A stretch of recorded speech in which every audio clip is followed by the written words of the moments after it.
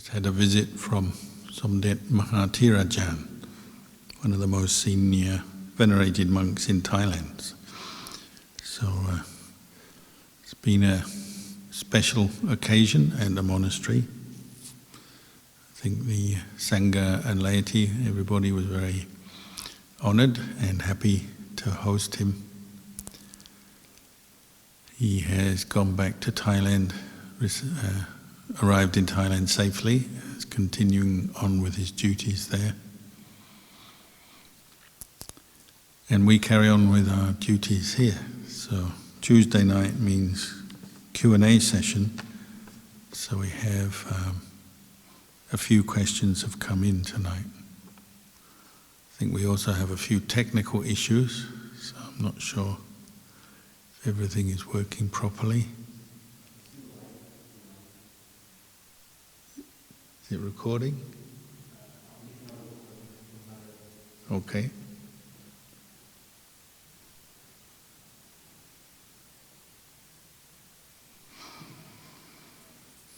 Technology is uncertain, as many things in life are. So, first question. Dear Luang Por, thank you for the teachings. Can you kindly explain the Buddhist view on cause, condition, and path? Thank you.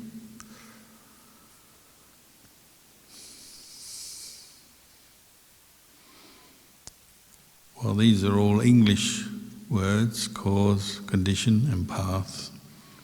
I assume you're referring to translations of Pali terms from the Buddha. So cause is a big part of the Buddhist teaching, talking about cause and result, such as the law of karma, good cause, good result.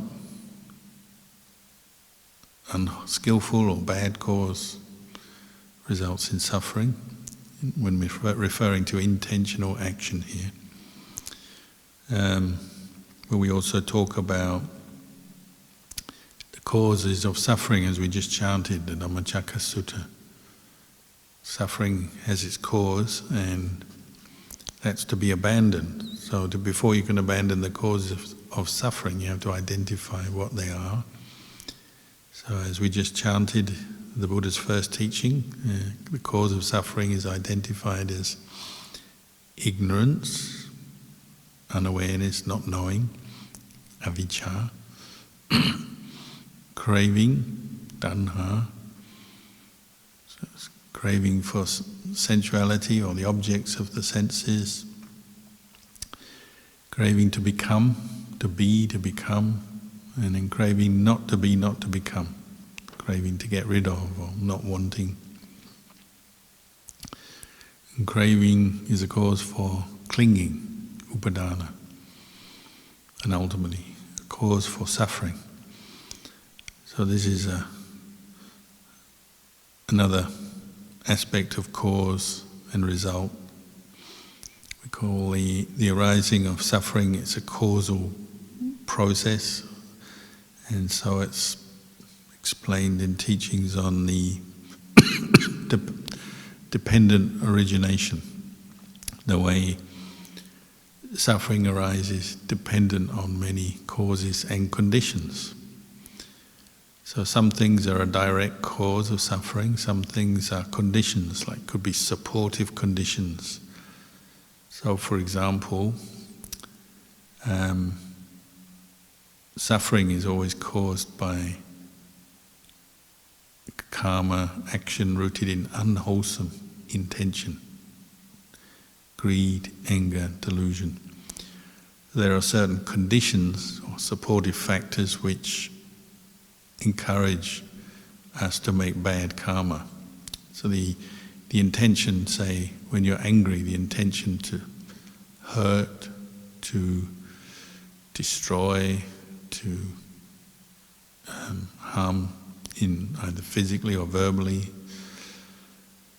or intention is rooted in some form of greed, lopa, so to take advantage of, to take from others for yourself, to accumulate, to possess. These are examples of unwholesome karma, but there's supportive conditions which will mean those kind of intentions are encouraged and maybe come up more often. So if you live or associate with people who are very angry and aggressive, you may well take on some of those characteristics yourself. So the actual intention to hurt, to harm someone else is your intention arising in your mind and will lead on to unpleasant results, painful results. But there may be supportive conditions for that, such as associating with people who are aggressive, unrestrained, wild, careless, heedless, and so on. That's just one aspect. Or maybe living in a difficult situation that's not necessarily forcing you or prompting you to have an unwholesome intention and make unwholesome karma, but it's conducive for that because you're living in a difficult situation. So say you're living in poverty, you're homeless, or you've got no job, no money, or you're heavily in debt. So you always have this pressure, you've got to find money. That's not necessarily going to make you act or think or speak in unskillful ways based in desire for money, desire to pay off your debt, but it may be conducive to that. They may support that. Because of your need, your desperate need for money in some form, in some way to pay off a debt, well then certain conditions around you will encourage you maybe to act or speak or think in unskillful ways. Of course, on a more subtle level, maybe you already have lots of money, but you have greed and attachment for it.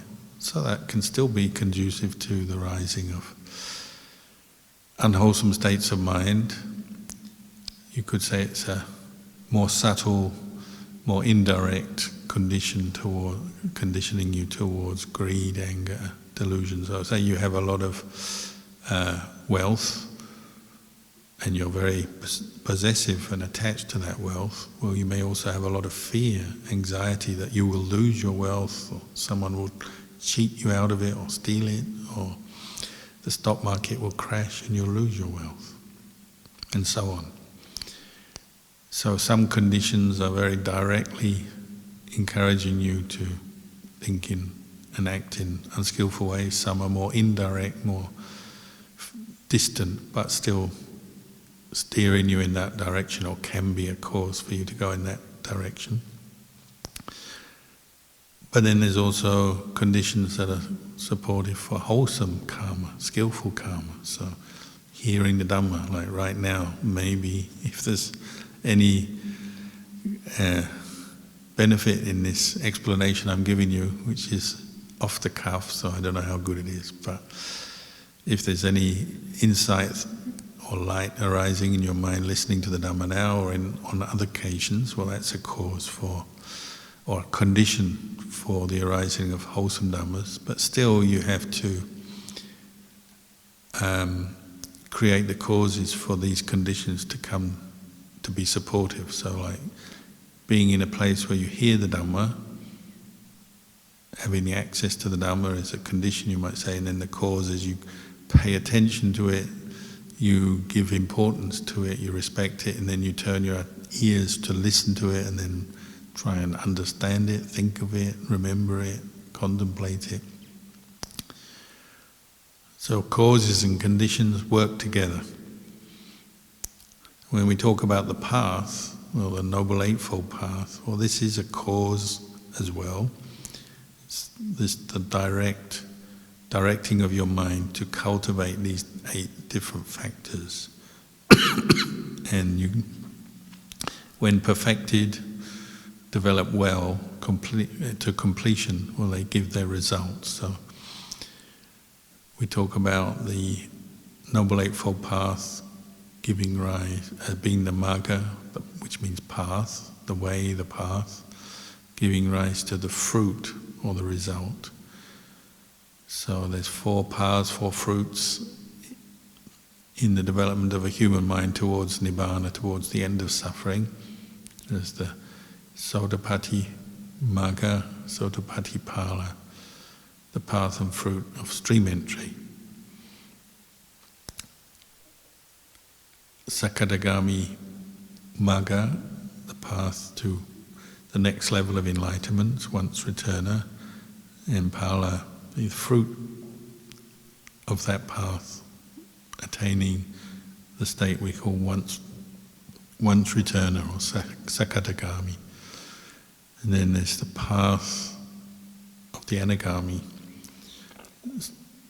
and the fruit of Anagami, the non-returner, and then the path of the Arahant, the fully enlightened being or fully enlightened mind, and the fruit. So each stage of enlightenment has its path and it has its fruit, ever more refined insights into removing the causes of suffering, purifying the human mind until it's completely pure. You might compare that to, say, cleaning a window, a really dirty old window that's never been cleaned for years and decades and years and years. And you start cleaning it, so you attain one level of cleanliness, but there's still some stains and dust attaching to this glass. But it looks a lot cleaner than before. It might be stream entry, the path and the fruit of stream entry, and then you carry on cleaning and you get even some of the more deeply ingrained stains and bits of dirt stuck to this glass, remove them. You get to the state of Sakadagami, once returner. Then you carry on and really give it a thorough cleaning, use some special products or cleaning agents, and you get right through to the almost nothing, but there's still a little bit of the most fine and refined dust left. But all the coarse dirt and dust and mud and scum has all gone. It's like the path of the Anagami and the fruit of the Anagami, the non-returner. And then the final push, developing the path of the Arahant, removing every last speck of dust using special cloths and special products and techniques and technology so that there's not a single speck of dust left on your piece of glass. It may be completely transparent with nothing obstructing light or vision through that glass. So just a form of simile for path and fruit. So causes, conditions, path and fruit. These are all terms you'll hear a lot of in English, but they also are areas for you to study in the Pali, in the suttas, in the texts, in the Abhidhamma as well, to get a more complete breakdown of what are causes, conditions, both wholesome and unwholesome. Suffering has its causes and conditions, but the end of suffering, Nibbana, also has its causes and conditions. The idea is to become clear that causes and conditions are not a person, a being, me, you, us, them. These, you could say, are just aspects of nature, characteristics of nature.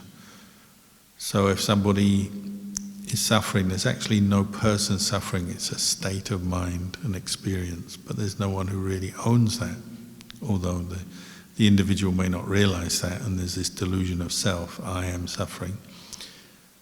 Similarly, the end of suffering, the Arahant has no more sense of self or attachment to self. So it's not like that the Arahant is sitting there thinking, I am free from suffering, I'm an Arahant, I am this, I am that. That's not there either. But the mind is pure and free from suffering.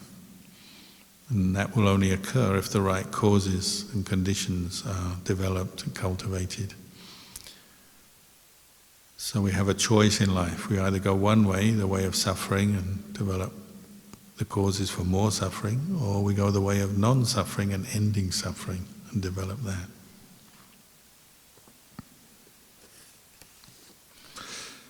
Next question. What should a lay Buddhist aim for in their daily life if they are to progress along the path to Nibbana? Well, that actually kind of continuing on from the past question, isn't it? Simply speaking, we're aiming to cultivate the Noble Eightfold Path in daily life, all aspects. So from beginning with Samma Ditti.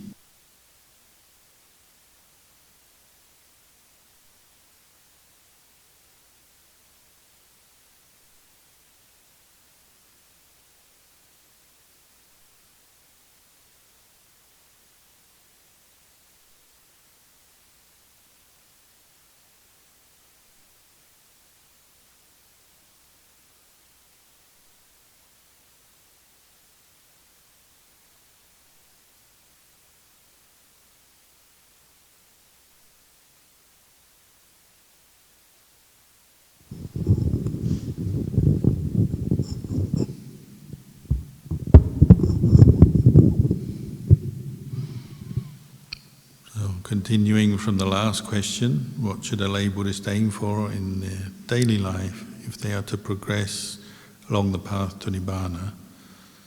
Well, cultivating these 8 factors, summarized as Sila, Samadhi, Panya, all stemming from right view, Sammaditthi, right view, right understanding, at least on the intellectual level, by listening to the Dhamma, associating with wise, well-developed people, we get an idea of what we have to do, following by example, listening and developing an understanding of what is the path, what is not the path.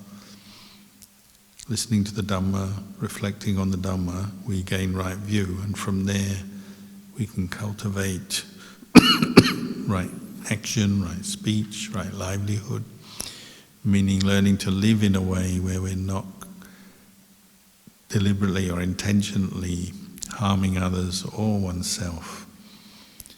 Learning to abandon, shed wrong views, cultivating skillful views, skillful and correct views of the way we look at life, understanding good and bad karma, and then acting accordingly. It's not just an intellectual understanding, it's something you put into practice every day. You try to avoid making bad karma through hurting others, through your speech, your actions, or hurting yourself. And this already is helping to purify the mind on one level, and then cultivating right effort, the effort to abandon the unwholesome, cultivate the wholesome. Right mindfulness, so mindfulness directed to developing clear insight into the nature of the body, feelings, the mind, and the process by which suffering arises, but also the process by which suffering is abandoned. Clearly understanding that with mindfulness. And as mindfulness improves, right effort, right mindfulness will bring you to states of stillness and calm, samadhi. But all these 8 factors we're developing in daily life. So even as a lay person, you're aiming to develop that reflective ability to know yourself, be aware, be mindful of yourself as you go to work, as you look after your family, as you do different things through your day. We always say, oh, my day is busy, I can't practice Dhamma. But partly it's not that you can't practice Dhamma, it's often we limit ourselves by saying, well, I can only practice Dhamma when I'm on retreat, or in a monastery, or in a special place, or when I'm at home in front of my Buddha statue, I can meditate and chant. But at other times I can't practice Dhamma. It's not really correct, is it? Wherever you go, your body, your mind goes with you. Wherever you go, you have the opportunity to cultivate and make good karma. Or if you're getting lost in greed, anger and delusion, you may be making bad karma. But you have the opportunity to recognize what's going on in your life from moment to moment, day by day, to abandon unwholesome karma, to cultivate wholesome karma. You have that choice. And it may take time and patient effort to learn how to do this, but that's what our aim is, following the Buddhist path. And it will bring you up against obstacles, of course. Other people maybe are not following the Buddhist path and they have a different value system and a different way of looking at life. You have to put up with that, be patient with it and see through it and come back to the Dhamma. And that's why you need to associate with fellow Dhamma practitioners, ideally Sangha, and listen to Dhamma regularly, which we can do easily now with online methods and technology, but also, physically associating with fellow Dhamma practitioners will help, give you inspiration, example, and so on. And then you keep going, patiently, with effort, keep cultivating these qualities. And when you do have some free time from your work, your family, your other duties, well, maybe devote more time to meditation, go on retreats, do more intense activity that supports the arising of the path in daily life. But lay people have to get beyond this sense of I practice when I'm on retreat or in the monastery. When I'm at home, I don't practice. You have to try and develop a sense of seeing practice as a continuous thing, cultivating the qualities that will improve your mind, help you abandon greed, anger and delusion at all times, in all places, all situations. So one pair of Dhammas, one quality that really helps you throughout lay life is hiriyottappa, sense of shame, fear of wrongdoing. You go to work, you can take your hiriyottappa with you. You're driving your car, you may be tempted to get angry with other drivers, but you use hiriyottappa or cultivate hiriyottappa to keep you grounded in cultivating wholesome dhammas and abandoning unwholesome dhammas. So you shy away from displaying your anger through words or actions. When you're at work, the same. Maybe there's people who you want to get angry with and argue with, or who encourage you to do immoral, unskillful things, but you don't necessarily follow them. They may do that, but you don't have to follow them. And your hiriyottappa are like the guardian angels in your mind, your heart, that will help you to keep on the path, not to stray, just following the value system of society, which is sometimes wholesome, but sometimes it's wrong, or they've lost their way. Obvious one might be, at the end of the day, your friends say, let's go out for a drink, or let's go and gamble, or let's go out on the town and forget our partner and have a night out with someone else. Whatever. There will be times when you're tempted to do things that actually are unwholesome and causing you suffering, causing others suffering as well. You have to be strong enough not to follow those intentions. So there's many things to learn how to practice in daily life. Even though it's challenging, don't give up. Next question. Dear Lumpur, I have heard you say that sometimes people who are the faith type can become very attached to a teacher, and that this needs to be balanced with wise reflection. Please, can you explain how to do this?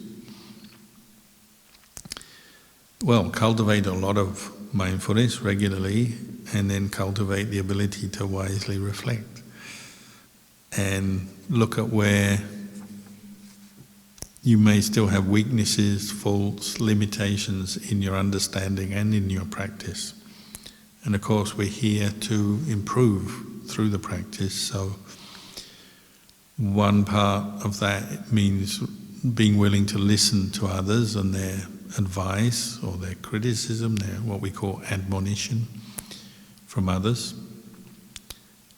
And one part is developing that ability to teach yourself, remind yourself of the Dhamma, reflect on your own thoughts and opinions and views, and adjust them where needed. So both listening to others, wise people, teachers and so on, and then also cultivating your own inner teacher is essential. So your question about people we call faith types, we're just pointing out that some people have a very well developed or a very strong faith characteristic. They put a lot of trust in the teacher, and that kind of is one of their leading qualities. They'll just follow the teacher, perhaps sometimes blindly or unquestioningly, which is not always a bad thing if you have a good, reliable teacher who's enlightened or on the way to enlightenment. But of course, sometimes we don't always know that, who is enlightened or not. So sometimes people put their faith in a teacher who's not yet enlightened, who may be actually leading them astray, coming from a place of defilement, wrong view, wrong understanding, wrong practices. So if you put a lot of faith, confidence in that teacher, or blind faith, unquestioning faith, well, they can lead you astray. And it happens from time to time, doesn't it? Maybe the teacher themselves eventually stray from the path, and if it's a monk or a nun, maybe they disrobe or they make mistakes, serious mistakes in their discipline. People start to realize they're not really a reliable, wise, peaceful teacher. And people who have a lot of faith but have not developed much reflective ability will maybe become very disappointed, despairing. So sometimes in those situations, those types of people, when their teacher lets them down, as it were, those people blame everything. They blame the teacher, but they also turn away from the Buddha, the Dhamma, the Sangha, give up practicing, just go in a different direction in their life, completely turn their back on the Buddhist path. It can happen, prompted by the failings or the mistakes of a particular teacher, and the fact that this individual has put all their eggs in one basket, all their faith on the teacher, rather than maybe putting their faith in the principles of good practice, which again are non-personal. So when we practice, of course we do develop faith, confidence in the Buddha, the Dhamma, the Sangha, and maybe an individual or several individual teachers. But that shouldn't be the grounds for or basis for our whole complete faith. We should also develop faith in the teachings, the words of the Buddha. So study them, listen to the Dhamma, read suttas, and the guiding principles of good Dhamma practice, which may be embodied in certain individuals. Certain teachers do provide good examples of the Dhamma practice, but they are also impersonal qualities that we're aiming to develop in ourselves, maybe through hearing the Dhamma, watching teachers, getting good examples, but then coming back to develop them internally. And you need wise reflection for that. You need to develop your own wisdom and understanding so that you can cultivate these qualities. To reflect, am I keeping precepts or not? What are the precepts, learning them, and then am I keeping them, following them or not? Am I practicing right effort or not? Am I cultivating the path to abandon unwholesome, unskillful states of mind or not? So sometimes with teachers who are maybe not so wise, but with their students who just follow them blindly or unquestioningly, their students sometimes get stuck because they're just relying on the teacher to tell them everything. And even actually in the case where it's a good teacher, they'll reach a point where they have to start internalizing the Dhamma and reflecting for themselves, because you're not always with your teacher, and there may be situations where you need to decide and understand things, gain insight, and your teacher is not part of that. Sometimes your teacher dies, eventually they will die. Sometimes they're just physically not there. So you also have to learn how to teach yourself. If you don't learn that, well, if your teacher is unwise, immoral, or completely deluded in some way, well, you're going to go in the wrong direction, aren't you? They'll take you in the wrong direction, and you may end up suffering more than where you started from, or, as I said, maybe even turn away from the practice altogether. So we need discernment, wise reflection. And the Buddha said with teachers you also need some time to get to know them. And over time, maybe 1 year, 5 years, 10 years, if you're lucky enough to have a teacher and associate with them for many years, you may get to the point where you feel you can be confident in this teacher, trust their judgment, listen to their teachings, absorb them, accept them. And things get quite easy then. But even the best teacher, though, will even say, don't just rely on the teacher. You develop your own wisdom and understanding as well. But the teacher can be a great support and help to you. We say like a shortcut that will direct you towards the way of practice, help you to see your defilements where maybe you can't see them, if they're a good teacher.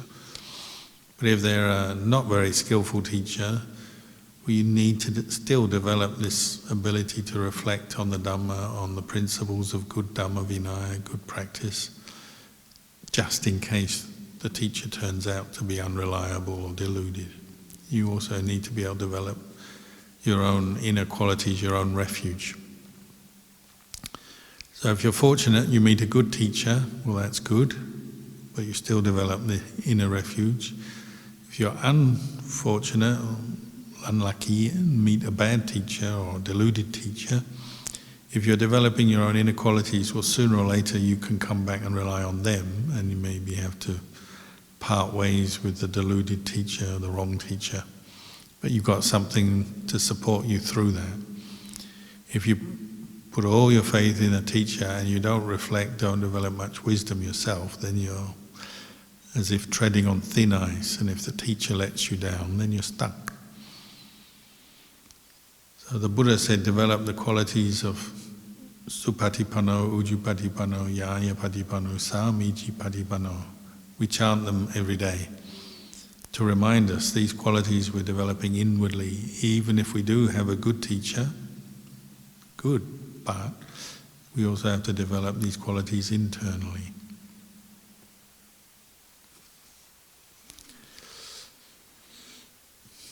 Last question. If we see people that we know that have made bad karma by hurting or taking advantage of others, but they seem to be successful or happy in their lives, can you explain how this can happen, please?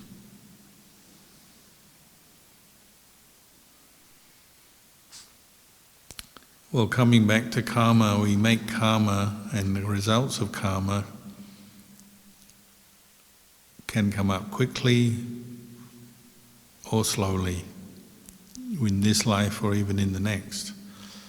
That applies to good and bad karma, rooted in wholesome and unwholesome intentions. So often life is a mixture of, particularly in terms of the fruits of karma, results of karma coming up. It's a mixture. You've made some good karma in the past, hence you've been born a human being. If you've come to meet the Buddhist teachings, you've got some good karma there. You must have had an interest, faith before. If you've got reasonable health, you've got ears to hear, eyes to see that work. These are all the fruits of good karma. But at the same time, sometimes things go wrong. We get ill, we have accidents, other people don't like us, other people try to hurt us. There are obstacles, obstructions in life, challenges, difficulties. So often, even though we do have some good karma giving its fruit already, it's not all the time. And we see and experience the fruits of karma every moment of every day. So sometimes you see things that are unpleasant, hear things that are unpleasant, that gives rise to a feeling of pain, discomfort, Could be just you see or hear words from another person, whether it's directed to you or just to another person, it doesn't matter. You hear those words, they may be the fruits of unpleasant karma that you have to hear these abusive, false, untrue words, lies, whatever. That's part of your bad karma coming back to you. But then we also hear pleasant words. That's part of your good karma. And that's going on all the time, isn't it? Pleasant, unpleasant results coming back to us every day. So this is what we call resultant vibhaka karma. It's coming back all the time, how our body is, how we feel, our health, what's going on in the world around us, people around us, how things are going. It's a mixture of good and bad coming back to us. Then the important thing is, what are we doing as we respond to the good and bad karma that we encounter? And you'll see, sometimes, maybe in your life or sometimes in other people's lives, it seems like someone gets away with bad things. So some people seem to be taking advantage of others, bullying others, stealing, cheating, dishonest in different ways, and yet they still seem to get ahead, get the promotion, get their wealth, get their power, their reputation, and it seems like they're only doing bad things, but these good results are coming their way. Or it could even be our own life. Sometimes we know we haven't done very well or done very good, and yet we still get success. Or we've done some bad things, but don't seem to be giving their fruit yet, and we're just getting good results, good things happening to us. So it could be our own life, or it could be someone else we see or hear about. But there's this fact quality that karma is giving results. Sometimes the bad first, sometimes the good first, sometimes the bad second, the good second. There's timing, and different causes and conditions will affect these things. And who are we to really know the workings of karma? Certainly someone else's karma, if they're experiencing a lot of happiness and success, even though they've done some bad things you know about, well, it's just that's the way the karma is fruiting at the moment. But maybe later on they'll run into trouble. If they've made a lot of bad karma, well, sooner or later it will catch up with them. And you see that sometimes in the world.